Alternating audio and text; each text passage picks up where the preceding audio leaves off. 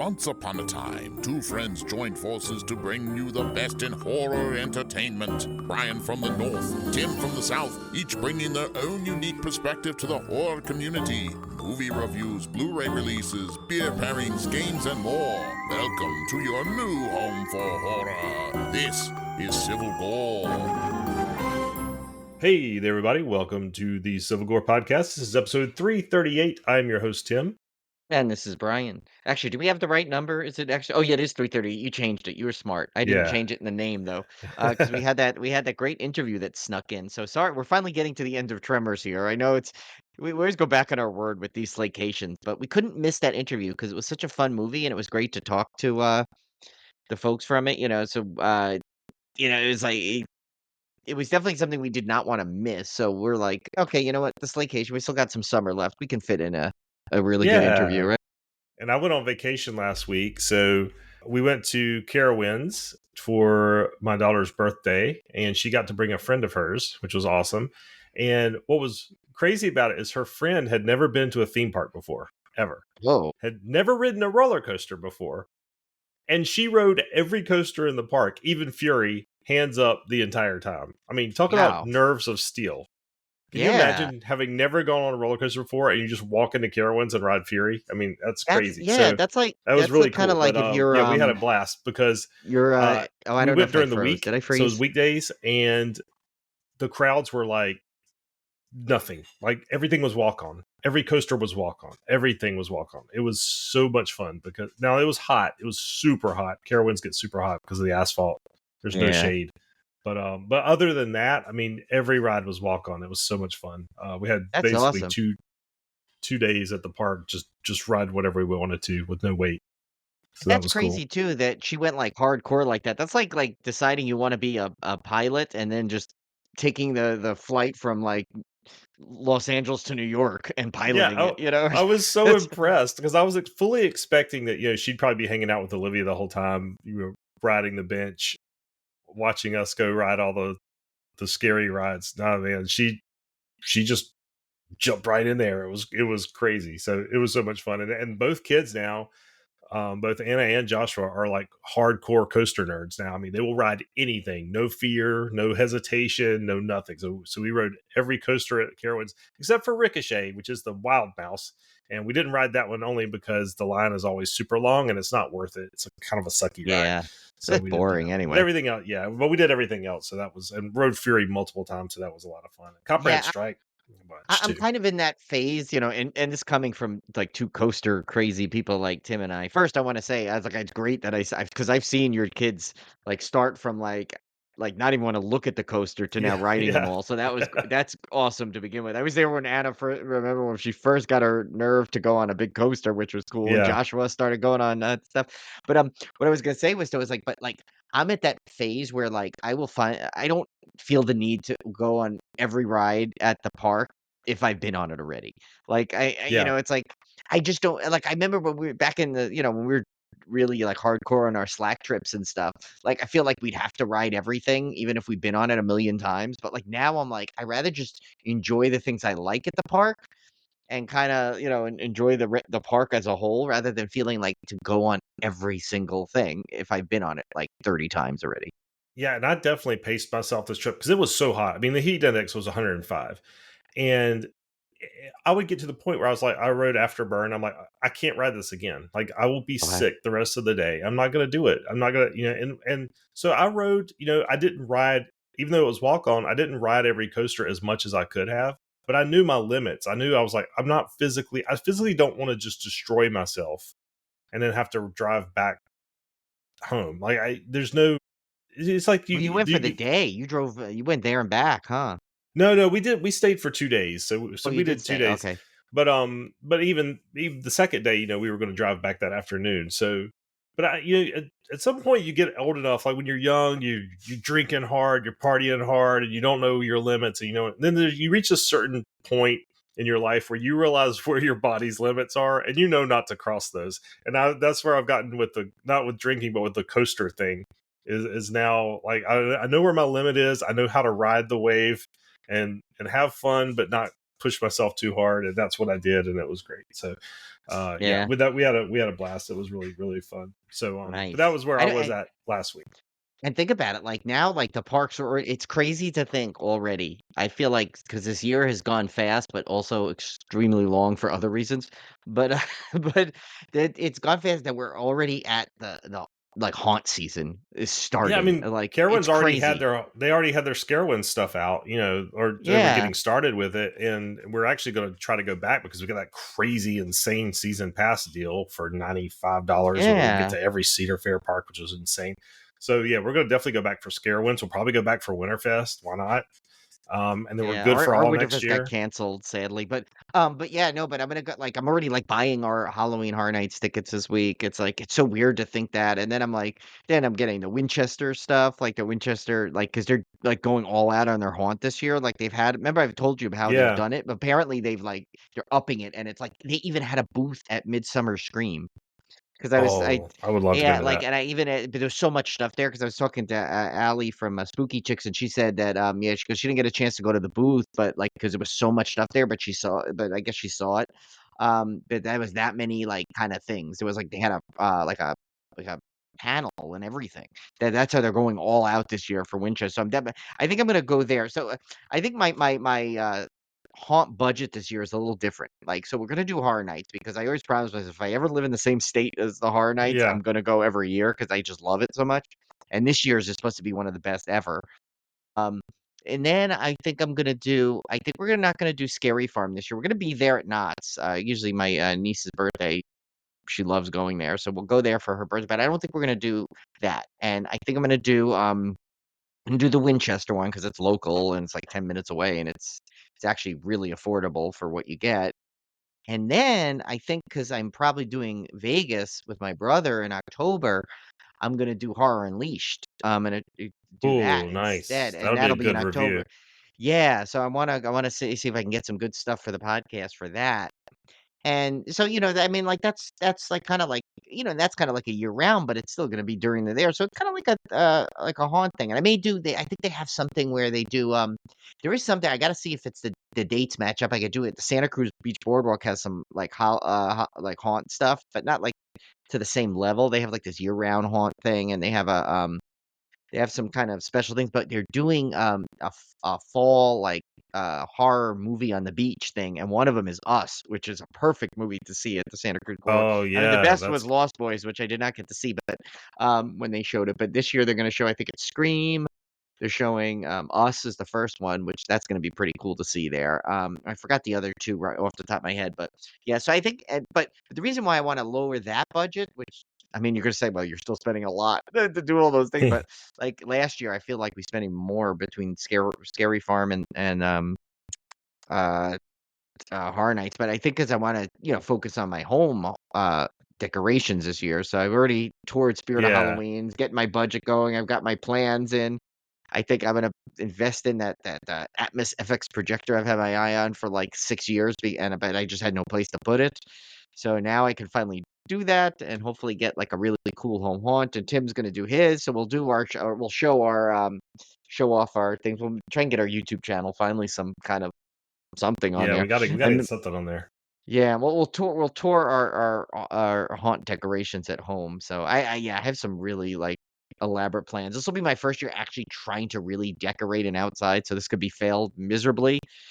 But hopefully, since the fixer will be around, she probably won't let me get it too terrible. She'll spot some stuff to fix, I'm sure. So Yeah, this is the first year I'm doing a themed haunt. I just put whatever decorations out. It's just a mismatch of stuff. And this year I'm doing a haunted swamp theme, so I'm trying to keep it consistent. I'm trying to be very precise in what I put out, not deviate from the theme. So we'll see how that goes.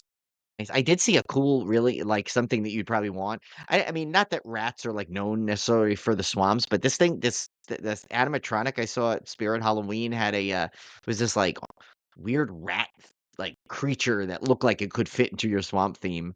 So be Yeah, careful when you I go mean, there because it's gonna be very tempting for you to wanna buy this thing. yeah, I've already got like my Halloween budget's already way too high, Yeah, and I still want to it's do. hard.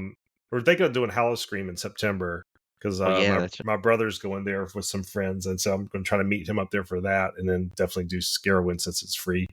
with our season pass. But anyway, so yeah, lots of good, fun haunt stuff coming up in the podcast for And sure. and I know because I saw Jeff Whitmire actually added on Blue Sky. He's starting to get nervous about our horror challenge, and I realized, oh my god, I haven't. Usually I've like have the startings of it already now at this point, and it's been so busy I haven't had a chance. So that's one of my goals to start working on that already this week because I want to have that ready to go with like plenty of times. And I actually have something I'm going to talk to you off air because I don't want to announce it yet on here, Tim. But I think I have an additional idea I want to add this year to our Ooh, repertoire, which I will tell you off air. Sorry to tease everybody on that one, but this one I don't want to just announce it because then if we don't do it, and then it'll be everyone will be like, "You said it, you said it." So yeah. we have to talk to Tim. I have to talk to Tim first to see if this one is feasible. But All right. Well, I'm looking forward to that for sure. So speaking of horror movies, we have yes, our second part of our Tremors retrospective, and we did 4 films this time. Tremors 4, 5, 6, and 7.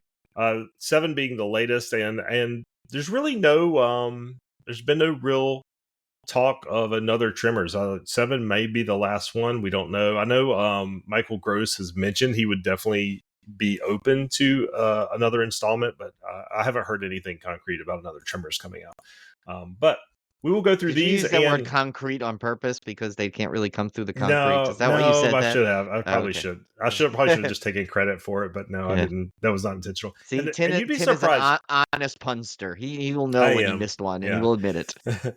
I'm surprised that we differed in our rankings, which we'll get to at the end of the show. But I was really surprised at how much we differed in our rankings because this is a fairly short series, and the first couple are definitely locked in. So I was kind of surprised, Yeah. but we'll talk about that. So I have first my up, reasons why, and they are. Remember, I did say I kind of teased that this could be a little more of a fluid ranking. It's hard once you get these kind of yeah, movies because they are a lot. They tend to get similar at some point after the fourth one. That is the fourth one, which we're going to yeah. start with. I After think that, there's they come very. They're very similar. I think there's 3 buckets, which I'll explain when I do my ranking. There's 3 buckets of Tremor movies, and that's how my rankings were formed. First up, 2004 was Tremors 4: The Legend Begins, directed by S.S. Wilson, who you might recognize as one of the writers, starring, of course, Michael Gross as Hiram Gummer. Hiram Gummer is the Yes. ancestor of our Burt Gummer because this is actually a prequel that takes place in the Wild West. Sarah Botsford as Christine Lord, Billy Drago as Black Hand Kelly. I love him.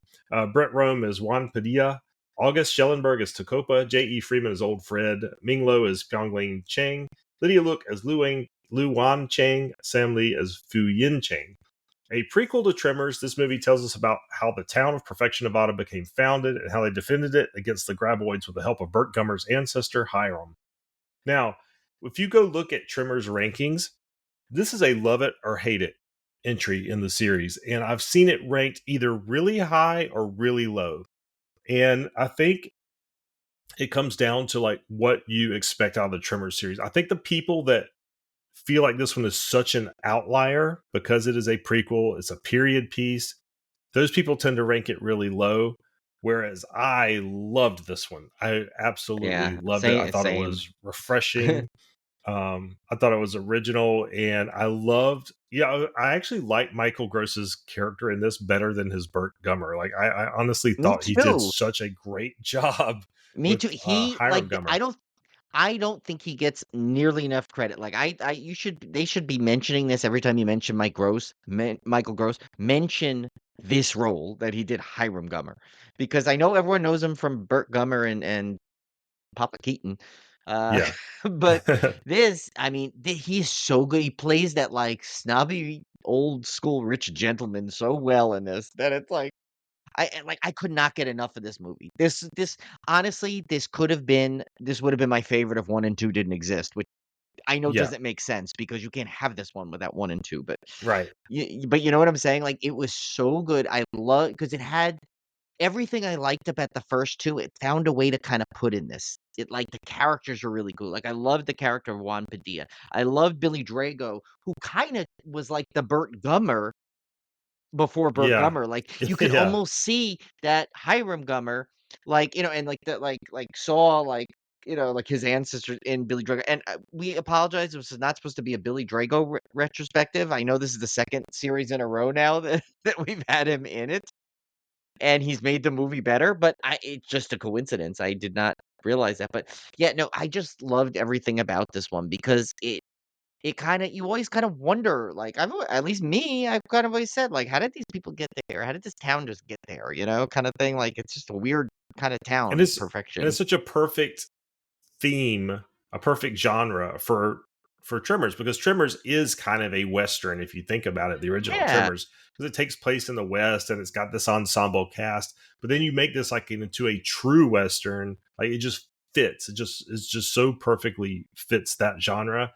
And I will say, I think one criticism, and I can kind of understand it, but I didn't mind it at all. I think one criticism, Amy, is that compared to some of the other Tremors films, it's not as action packed. And after Tremors 1, Tremors 2 definitely upped the stakes in terms of the action. Tremors 3 upped the stakes in terms of the action. And then Tremors 4 kind of takes it backwards. And it gets back to more of the first movie where the action's not the central focus. The characters are the central focus. And I think people that were kind of used to that, like accelerating action as the movies went on, kind of felt like this was a step backwards. For me personally, I thought I liked it. I thought it was refreshing. I didn't mind the slower pace.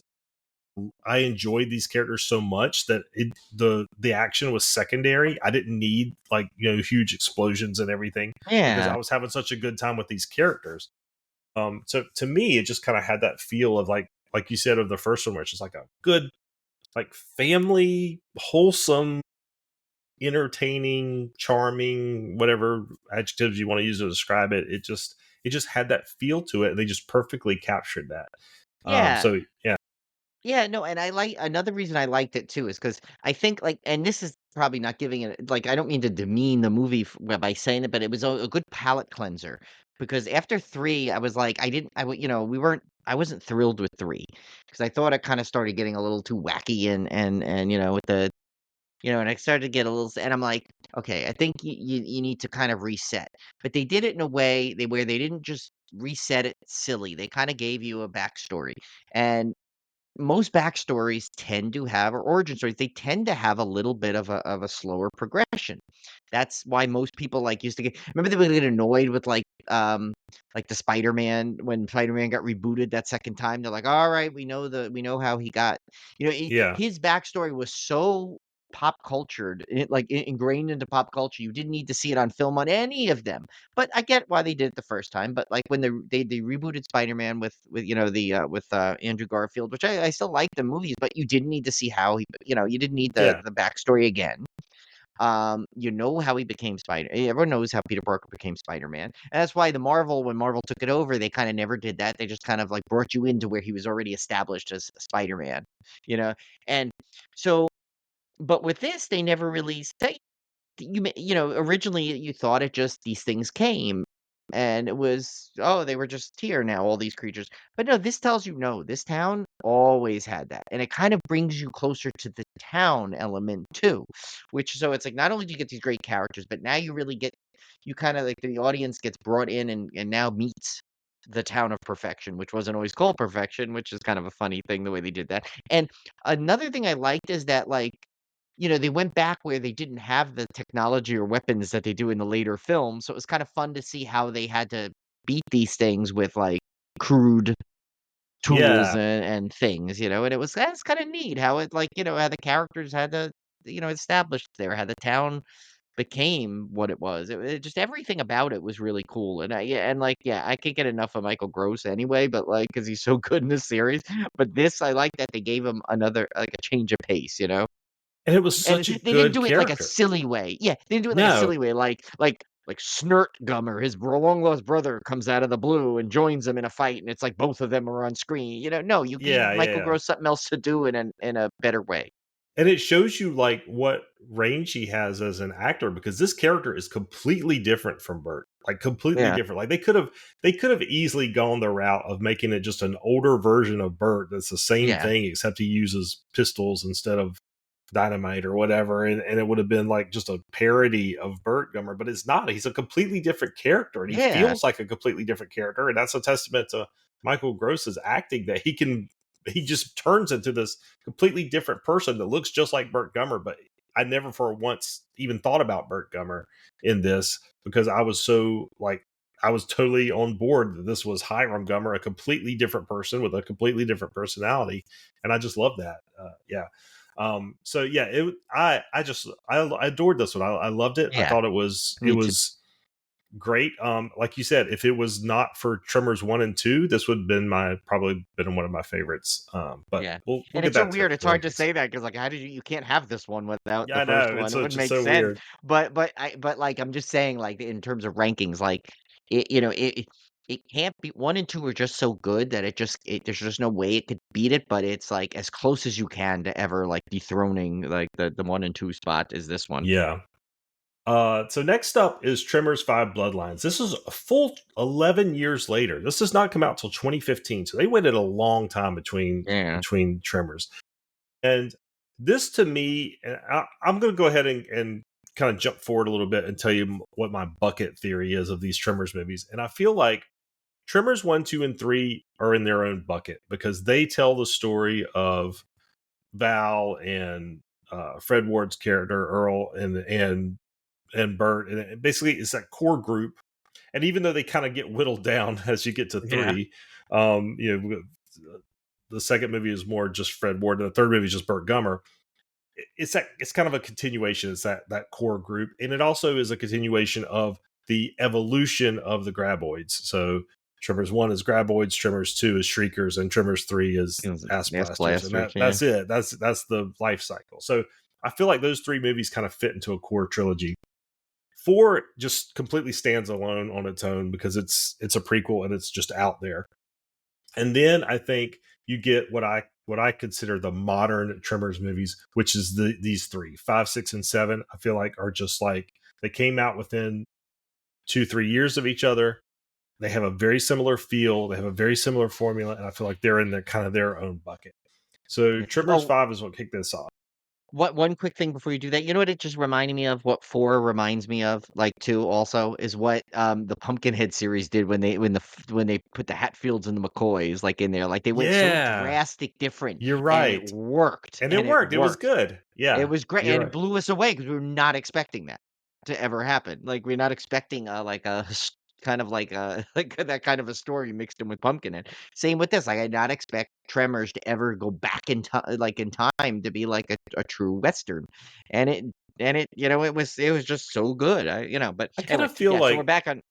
yeah, but that brings up a point, though. That's a good point, Brian, because I feel like when these franchises run out of steam, like they basically they escalate, they escalate, and eventually you can't go any unless you're the Fast and Furious series. You can't go any What are more you up to extreme. 30 at this point? I don't even You know. can't go any more extreme, so you kind of have to reset. And typically, what happens is they reset it by going in some weird oddball direction, like Friday the 13th did, or with Yeah. or Nightmare on Elm Street, where you kind of go this like weird offshoot. Whereas I think the prequel is the perfect way to reset a franchise, but keep the sequel feel because you can add elements that are familiar. You're just kind of taking them back in time, and it kind of, but you still have the ability of a sequel to like fan service. You know what I mean? So I don't Yeah. know. I just kind of think about the prequels are not a bad way to refresh Yeah. the middle of a franchise. Especially when they did it the perfect spot because it breaks the 2 buckets up with Yeah, the it breaks the 3 and the buckets. 3, yeah. So Tremors 5 Bloodlines, this one came out in Bloodlines. 2015, directed by Don Michael Paul. This was also the first one, I believe, that did not have any involvement from the original writers and directors. I think It it stars, shows. yeah, I think it does show. Stars Brandon Ort as Johan Dreyer, Natalie Becker as Lucia, Emmanuel Castis as Dr. Michael Swan, Michael Gross as Burt Gummer. Of course, he's the constant thread in all of Yes. these. Zach Hendricks as Riley, Daniel Jenks as Eric Van Wyck, Lawrence Joff as Basson, Jamie Kennedy as Travis B. Walker. Burt and Travis battle ass blasters and graboids in South Africa. Now, on the surface, on paper, bringing in a new director, kind of, it's been 11 years since the last movie, which was even a prequel, so it almost doesn't even count in the original timeline. It doesn't sound necessarily like a bad thing. Like, this sounds like a fresh reboot of this franchise and this IP, and you're taking it to South Africa, so you got a change of location. That sounds cool. So on the surface, I like the idea of this one. What I didn't like about it, number one, is Jamie Kennedy. I'm not a big Jamie Kennedy fan. I was just gonna say that.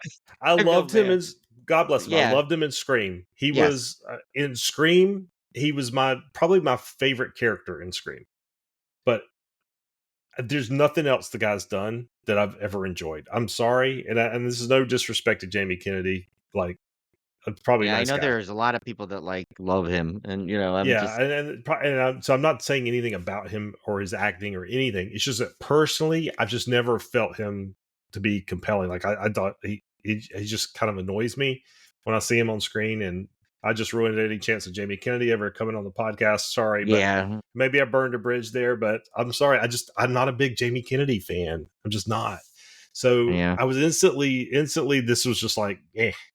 So Kind of shoehorned him in, and I don't know why. yeah, And I feel like if they put him in because I don't know. It's like they wanted another like horror person that was like popular like among I think, and that's why they brought him in there, and they probably couldn't get any like Kevin Bacon back and or yeah, someone and it like was. that, but I And don't know. again, on paper, it doesn't sound bad. Right. He brings some comic relief. He's I'm not going to give any spoilers, but there's a relationship he has with We can probably other. spoil this at this point. Let's I just spoil it. mean, Okay, okay. yeah, He's Burt Gummer's Slaycations long lost don't have son. those rules. Yeah, they Yeah, don't okay. have those rules. Burt Gummer's long lost son. So now he's got a connection back to the original Yeah. series. And it shows that So Burt Gummer was a player. Burt Gummer was a player. He was not Yeah. just like you thought he was like some nice, wholesome guy, one woman kind of guy. Reba No, McEntire left him, and that was it. He was done.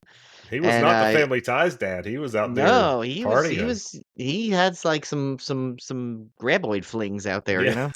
But I don't know. This one, it's so focused. It takes away what I think made the original Trimmer special was the ensemble cast. The characters were first and Yeah. foremost, and the graboids were what was happening to the characters around them. Whereas now, this new set of Trimmers movies, it's purely focused on the action. It's purely focused on the explosions. It's purely focused on the fights, and it loses a lot of the soul of the IP, I think, when it does that.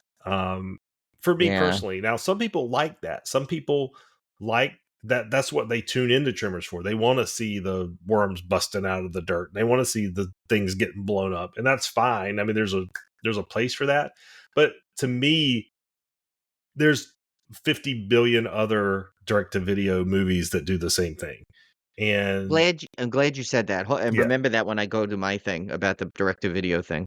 yeah. So it's like there's nothing special here. It's like you just slap this IP on this. You could have taken the graboids out of this and put any other generic monster in and made a generic sci-fi original B movie, and that's what you would have got. You would have got Tremors 5 Bloodlines, and it just lacks that spark, that charm that the other movies had. I think there's two reasons for that. I think number one, you don't have any of the original writers and directors really input. There may have been one, I can't remember. I think that I can't Without remember going back either, to but IMDb, but yeah. it's not as much involvement as there have been in the previous entries.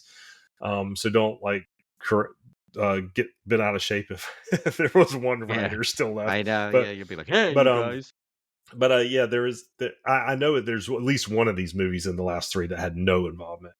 But I don't know, the Jamie Kennedy thing just didn't work for me. And then you just, to me, it was just I don't know. I just found it kind of soulless. I don't know how else to describe it. Like, it was not that it's a bad movie. It's entertaining. I mean, watching people Yeah. fight the graboids, it's entertaining. And And Burt there's not Gummer's a really always bad one in the bunch, I wouldn't say. There's some no. bad Tremors movies, but No. so it was funny what I said about the straight to video. So this is the first time in the series.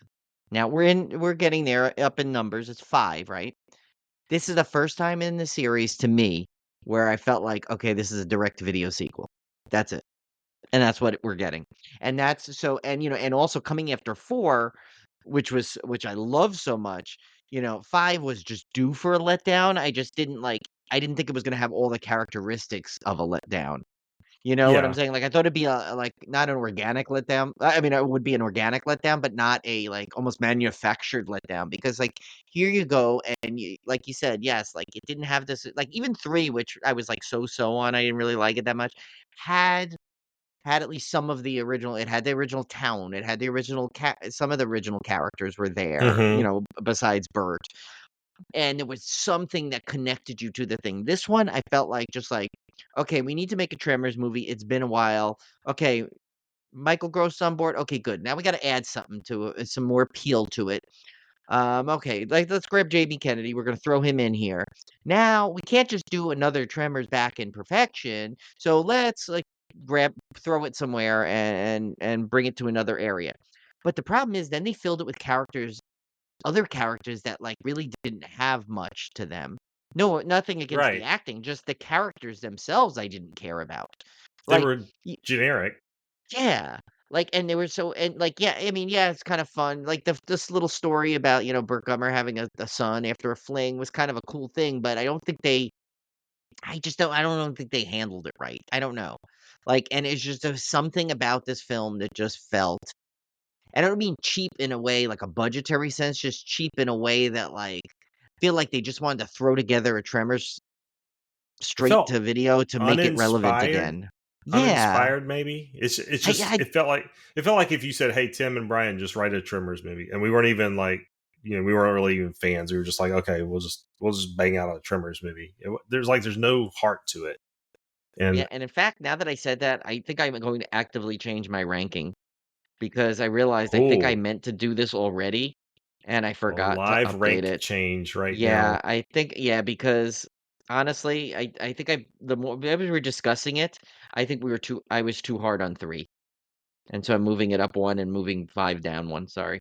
But we'll go through that after, Yeah, but yeah, you know what, it didn't have anything. I think what the one thing they wanted to do special was giving a Burt Gummer, like, some more history into Burt Gummer, which I don't think you needed. I think he was established already. You didn't need to find, while I said I liked the fact that he had a long lost son and you found a little bit about him, I think I don't know, it's like nobody the asked for that, and it yeah. felt kind of tacked on to me. It felt Yeah, like, oh, that's we need another tie back to the original series, so we're going to just tack this on, which they do again in part 6, which we'll get to. but Um, that one worked a little but that better one in a worked. weird That one, way, you're and I right. don't That know one what the worked. difference is. I can't this is a s Well, the difference was it wasn't Jamie Kennedy. no, he was in that though. No, the difference is in part. No, I'll explain myself when we get to part 6. Okay. Um, Yeah, and that one had a lot of characters in it, and that one just had a lot more fun going on, I think, and I like the yeah, whole ice thing. Like, you were right, you predicted that run right, that I would like that one. I think the only reason it's so far down is because the first 3 are locked in, which makes and me. I've got to change my ranking. I've got to change my ranking because now I realize that I liked 6 better than 5. yeah, I was, surprised when I saw you have 6, behind 5. Yeah, I had meant to See, change that's a that to. series is like that though. It's hard to rank because I the think more as the you more I discuss talk it, about, you're like, I know. wait a Wait a minute, minute. that All doesn't right, make well, let's sense. get to Tremors 6, A Cold Day Yeah, in I'm Hell. sorry. This Yeah, one, let's just move on from 5. I mean, it was like I said, there's no bad Tremors film. There's just I think I like your bucket idea. Like, I like the bucket idea of Tremors because it fits it so perfectly. You're right. It literally, and that's why that four is in the perfect spot because it's that palate cleanser yeah, and it it breaks up the buckets. separates You're them. right. Yeah. So Tremors, A Cold Day in Hell came out in 2018. This one again is Same directed by director too, which is same kind of direct. funny He that he directed all improved. 3 of these. Oh, we did. Okay. Yeah, he Okay. directed all 3 of these, which means they have the same exact feel to all of them. Yeah.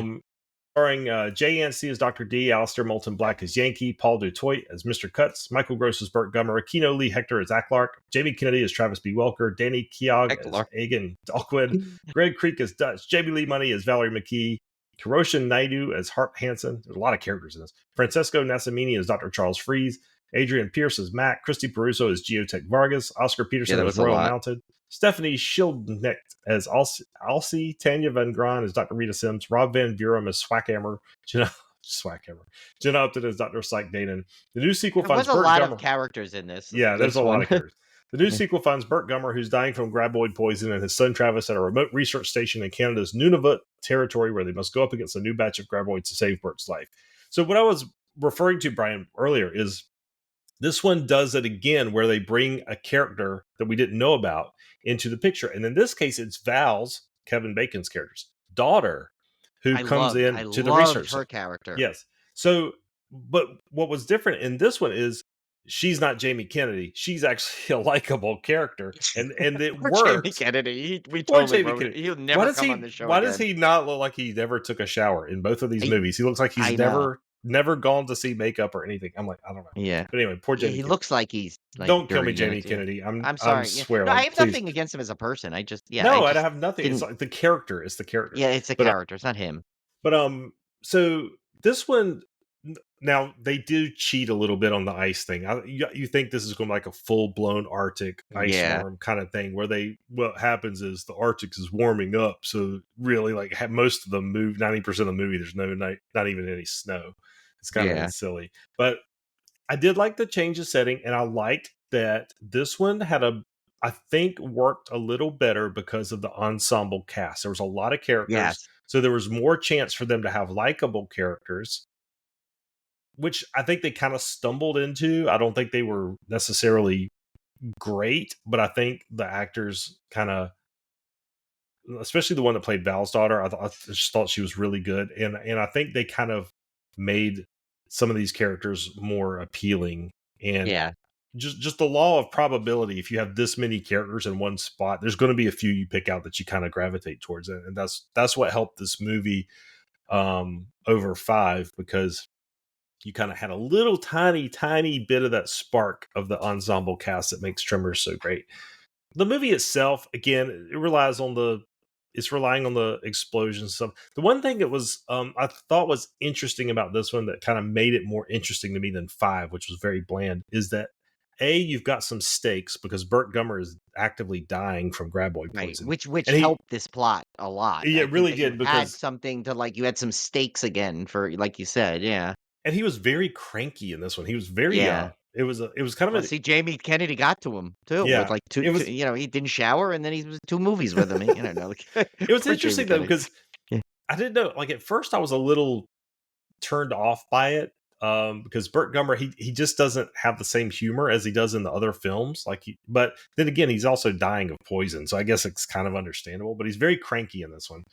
But yeah, so it follows the same formula. It's very action oriented. But I thought the stakes were higher with Burt, and Jamie Kennedy's still annoying in this one. I'm sorry, I didn't like it. I didn't like that whole dynamic. But the Val's daughter definitely makes up for it, and there's some other characters in here that kind of made up for it. So I don't know. I found it more entertaining to watch because of the characters and because of the stakes, Yeah. compared to Yeah. the number 5. Yeah, no, I agree, and I think Val's daughter, first of all, she's got a cool name, Jamie Lee Money. I mean, that's like a cool name, but Yeah, that is. yeah, no, but I think what I think what worked too is like bringing another kind of relation to one of the original characters that everybody loved.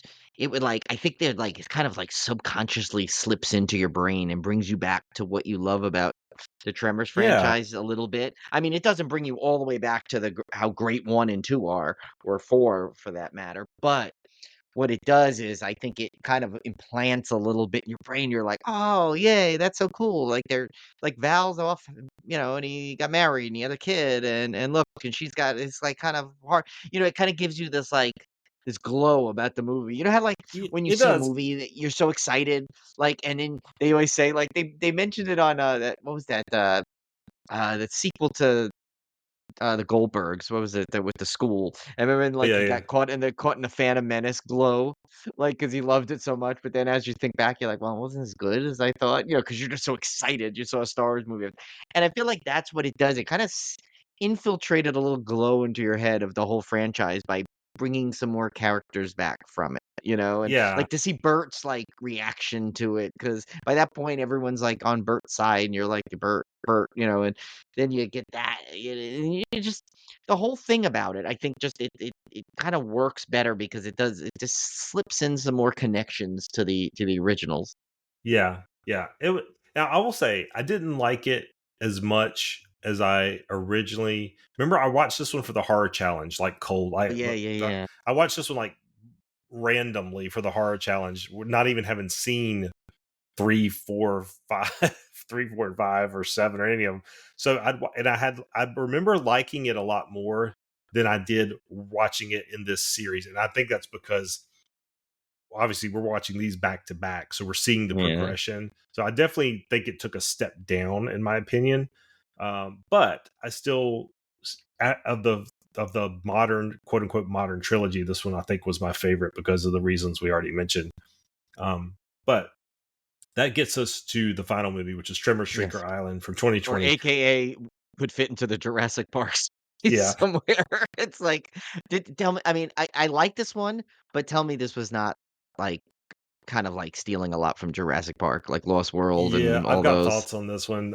It was again directed by Don Michael Paul. Again, of course, Michael Gross is Burt Gummer, which I will say is pretty funny setup for him. He's become a hermit at Yes. this point. Yes. He's off on Yeah. this tropical island living as a hermit, and has Just wants nothing he's to. so the opposite of his regular character, where he's all Yeah, prepped and then there he just doesn't want to be discovered ever again and like it's pretty funny. Thank God there's no more Jamie Kennedy, but instead we replace him with somebody that might my he's like a might be even worse. well, I see. I like him though. I like John Hader a lot, so it's like I didn't feel that, but I know what you mean. Like people think he's like look at him as a Jamie Kennedy replacement, which the script kind of made him that in a little bit Yeah. more than he probably should have been. But Let's get back to John Hader because I want to talk yeah, about yeah. him in a minute. So John Hader is Jimmy, Richard Brake is Bill Davidson, Carolyn Langrish as Jasmine Jazz Welker, Jackie Cruz as Freddie, Cassie Clare as Anna, Sahajek Bunthanaket as Mr. Bowtie, Matthew Douglas as Dr. Alistair Richards. When a group of hunters genetically modify graboid eggs, they face an all-out war against larger, terrifyingly intelligent graboids and the swiftly multiplying shriekers. Directly ripped off Jurassic Park. No, my John Hader thing is I love Napoleon Dynamite.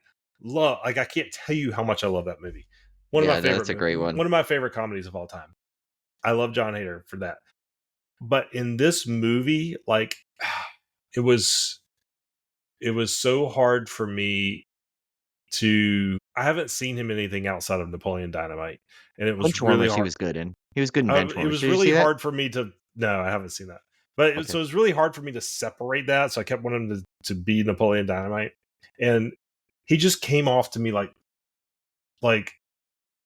as a replacement for Jamie. Jamie Kennedy's whether he annoys you or not, he's still got like this comedic energy about him that Yeah. John Hader does not have. Like he does not have like his even Napoleon Dynamite character is a very subtle, laid back Well, form of comedy. he was in the ice skating one. Was Blades of Fury or whatever, the one with Will Ferrell?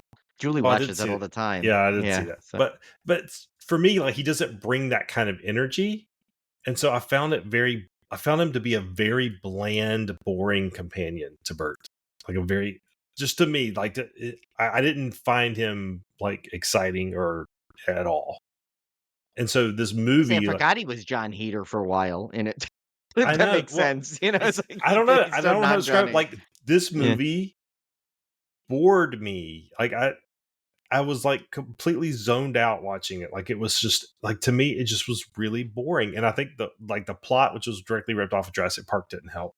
But then you bring in this other replacement for Jamie Kennedy, who's like even less personality, and I'm like, I didn't like it. I didn't care for it at all. I really didn't. See, I think so. Yeah. So I should have probably not liked it as much as I did, but I think this is one of those ones where most of the movie I was kind of like, oh, this isn't that good. But then I feel like the last 20 minutes was so good that it It did saved have the a good movie last for 20 me. minutes. Yeah, it did have a And good last 20 minutes. I'll give you I that. think that's what saved it, honestly. And like, I mean, quote unquote, here's a major spoiler. If you haven't seen it, supposedly this is the demise of Burt Gummer, which in my mind, he's totally still alive. There's no way he was like he's so because you never saw his body. It's so easy for him to just like appear somewhere else. They So left it open, and Michael they Gross has purposely even left it. said he'd Yeah. come back. So I But don't yeah. think, yeah. So Yeah, but they even did that like silly little retrospective for him at the end, like through the credits where they showed like the history of Burt Gummer to really sell that. And they did a good job of that because like just in case they never do another one, I feel it's like the perfect ending for Burt Gummer. You yeah, know, yeah, he finally like he saved his like his replacement son. He saved his flings because, of course, you get to meet the girl that was the woman that was his fling in this, which was kind of another one they brought back into the Burt Gummer lore, which was kind of fun. Which also kind of tell me that did not remind you a little bit of also Star Trek 2, where like Kirk met like his son David's mom, and then he realized that was his son David, and yeah.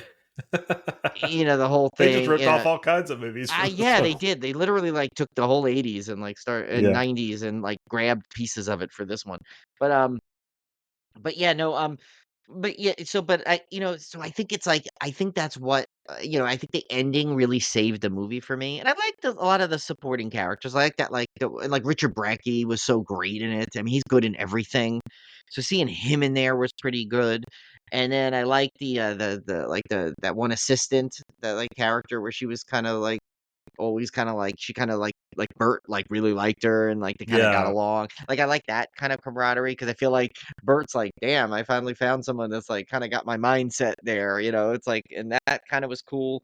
And I like the other one, the one that, like, kinda defected from, like, Richard Bracke's team. I forgot her character's name, but, like, so the characters in this were good because they didn't overdo it, and they just had some really interesting characters in it. And I feel like really they had nowhere else to go with the graboids because at this point to introduce a new graboid would not have worked. I think it just would have been No, silly. because they've already got the life cycle down. Like they can't really. Yeah, so they have it and that's built into the lore. So the only way they could do that is for someone stupid enough to genetically modify them, which they did. And it's like just like in the lessons you learn over and over again in the 19 Jurassic Park films, you don't mess with that stuff because it's always bad. And so you got these now giant graboids running around, including the giant one. So it's like I mean, I feel like it really I don't know where else this could go. So it's like I feel like they did the perfect ending for this though, because if it is the ending of this franchise as we know it, I'm okay. But if they wanna do another one and find a way to bring Burt Gummer back, I'm all for it because of Michael Gross and the character, but I don't know what they would do at this point. Like, what have they not done yet? What are we gonna Graboids are gonna go to New York City? Graboids in I mean, space. You got to do Tremors in you space. can't do space. If they do space, that's it. I'm not watching it. I'm telling you right now. I cannot watch. I don't wanna see Amityville Burt Gu Tremors. yeah, that's, like, where this could go at this point. Like, I don't wanna see Burt Gummer, like, being pulled out, like, just, like Bruce Willis, like, was as a driller and sending him off into space with a team to fight the because the graboids come from the ground. Why would they go to space? It makes no sense. Well, it's already been established in lore they're not from space, so I they know, can't they can't do that multiple either. times, they Yeah. can't go to space. They've already done that used the bloodlines where else could this franchise go? Like, literally, the only thing I could see is them putting it into a city, and I think that budget would just be so overblown, they'd never be able to deal with it. So, honestly, I think you'd have to put them in a city. I think that's where you'd have to go. Like they invade the subways, but like, then Urban like Harvest, but they're not going to like have the Children of budget for Corn, it. Yeah, they're not going big to have the budget graboid, for it. yeah, Yeah. right. Yeah, no, I just think I don't think they could do it. I think the only way that could have saved that 3rd film somehow is Burt Gummers, comes back, and somehow you bring Kevin Bacon back. You can't bring, sadly, Fred Ward back because he's no longer with us. So it's like, who you like? You can't even bring the whole thing back. I mean, to go and also go back to perfection again. I mean, really, what are you gonna do? What are you gonna go back even further to medieval times now, like the medieval graboids, Yeah. I and just you don't have see any like point Lord in Gummer like walking around. I mean, you can't. There's just honestly, as much as I love the series, I think it ended okay. I don't think we I need think it's time to another. hang it up. Where do you go? Where do you go from here? And I Unless fully admit you'd have to completely make it something different, like a whole 'nother area with no connection to any of the characters and hope for the best, honestly. it'd almost be like a full reboot at that Yeah, point too. yeah. That'd be the But only way they can go, I think. I'll fully admit that my ranking of this one is probably a lot based on burnout because we had watched 7 movies at this point. I had watched the last 3 like all in a row. in a Yeah, very short yeah, period window of time. So I feel like by Trimmer Shrieker Island, I was done. I was kind of done, and I think that's kind of my boredom with this film and my uninterest in it was basically burnout at this point.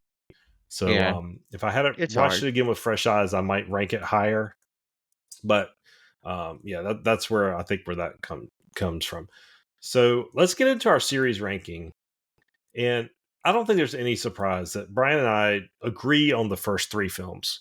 Um, Tremors obviously being number one, and the reason I'm not like belaboring this is because it's pretty much we've Yeah. already talked about our thoughts on this. Tremors 1 and 2 are going to be at the top. I think those are it's a great original movie that's never going to be supplanted by the sequels. And Tremors 2 was a really solid sequel. Um, I had, and not surprisingly, we both had Tremors 4 as number three because I think we both love Tremors 4 above Tremors 3. Yeah. Uh, it just had the charm of the originals, and then that's where we start to break away a little bit. Those horror westerns are so So good. for my They number, just work good. yeah, You know, yeah. it's So my number four, and this is based on my bucket theory. My number four was Tremors 3, and the reason I had Tremors 3 at number four is because I couldn't put it above number four because I liked number four so much better. But I had to put it over the modern trilogy because it's still core Tremors. It is still the entire original cast story, even though Burt Gummer is the only surviving core member of that, but it still has that core story that the modern movies do not. So I could not put Tremors 3 lower than number four. That's why I had. yeah, I feel like I have a grudge against 3, and it may not be as fair. May not be fair to hold such a grudge against it. But it's there, and I can't get rid of it right now, so maybe after some more rewatches later on, I could shake it, but right now that's why I put Tremor 6 there for all those reasons we discussed earlier. Because I like some of those new characters in there, and I like the Val's daughter character a lot, and I thought she was one of the really good character in there, so she kind of helped propel that movie up there to where it is at number 4 for me. So number five, I have to agree with you about Tremor 6. So I put Tremor 6 at number five because I liked it better than 5 and 7, and mainly because of the characters. Definitely Val's daughter being a big part of that, and I just kind of enjoyed it more because I felt like the stakes were higher and the characters were better than they were in 5 and 7. So I had that at my number five spot. Yeah, and then so number 5, I know this is weird, but I have 7 there because I had 7 up much higher than you, but I think for those reasons I said, like, granted, yes, it was Jurassic Park ripoff, but, but I like what they did with Burt Gummer.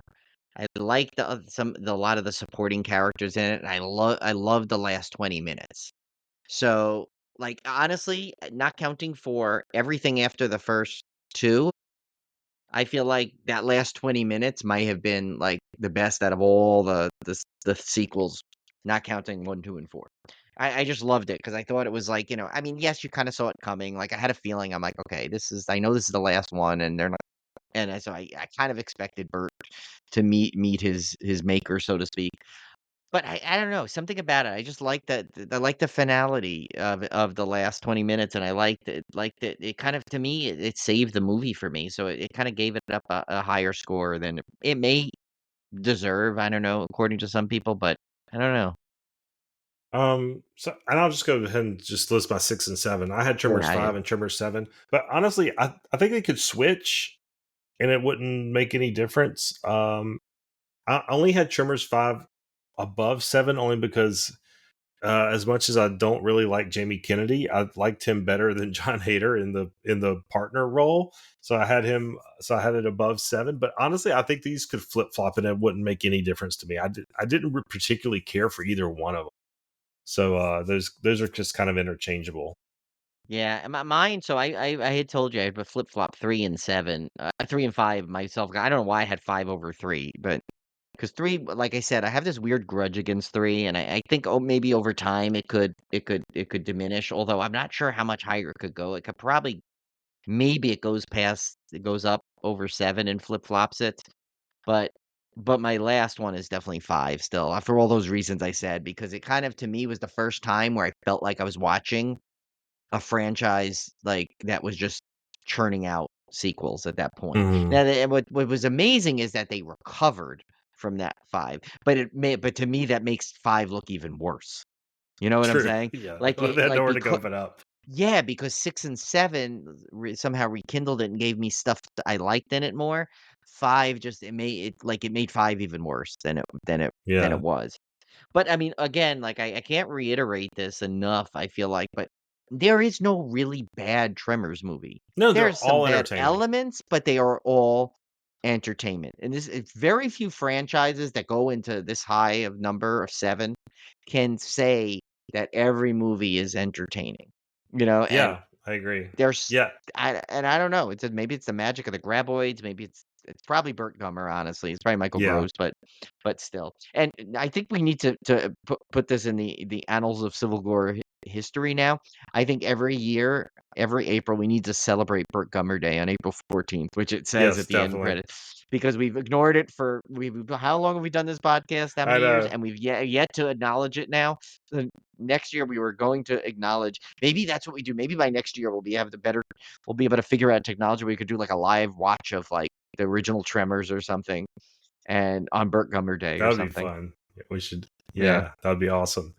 So yeah, so there's our Tremors retrospective. Like I said, I don't think you can go wrong with any of these. The rankings are just for fun, obviously, but I do think the the even the modern so-called modern trilogy as direct-to-video monster movies are better than most direct-to-video monster movies. They really are. And we're being a little Yeah. harsh on them because within the framework of this IP, but in terms of like compared to other direct-to-video monster movies out there, these are some of the better ones. Definitely more worth your time.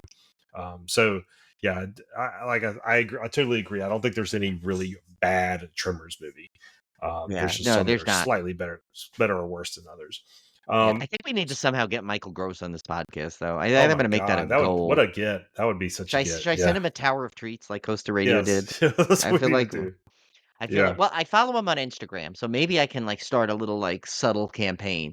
Just say like, when we finish this like this thing, I'll make a post about Tremors saying we great series, but and then tag him and say, but we know who the true heart of this series is, Yes. kind of Yes. thing, Do that. something like that. And he does Now that I'm giving it conventions, away. right?